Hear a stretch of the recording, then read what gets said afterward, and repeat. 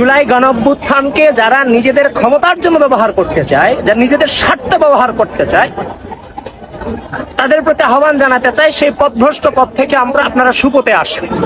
আপনারা দেখেছেন রাজু ভাস্কর্যতে অনশন হয়েছে, তো মানুষ হাস্যরসে রূপান্তরিত এমন ভাবে করেছে নিজেরাই অনশন ভেঙে চলে যেতে বাধ্য হয়েছে।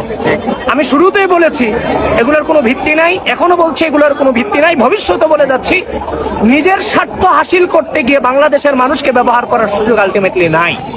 কারণ জুলাইকে স্পেসিফিক করার সুযোগ নাই, জুলাইয়ের অধিকার প্রত্যেকের। আমি দাঁড়িয়েছি, আমাকে আপনারা দেখেননি জুলাইয়ের ফ্রন্ট লাইনে? আপনারা কি জুলাইয়ের ফ্রন্ট লাইনে ছিলেন না? কে কয়টা গাড়ি বাড়ির মালিক হয়েছেন আমাকে একটু হিসাব দেন তো ভাই, কে গাড়ি বাড়ির মালিক হয়েছে?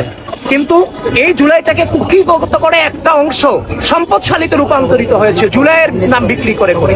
আমি এখনো বলছি যারা এই কথাগুলো বলে যাচ্ছে বিভিন্ন জায়গায়, সংসদ থেকে অকারণে ওয়াকআউট করে বিভিন্ন সেমিনারে গিয়ে সরকারের বিরুদ্ধে যে হিংসাত্মক আচরণ করে যাচ্ছে, তারা জুলাই সম্পর্কে ততটুকুই বলবে যেটাতে তাদের স্বার্থ বিরাজমান আছে। যেখানে তাদের স্বার্থ নাই সেখানে তাদের জুলাই নাই।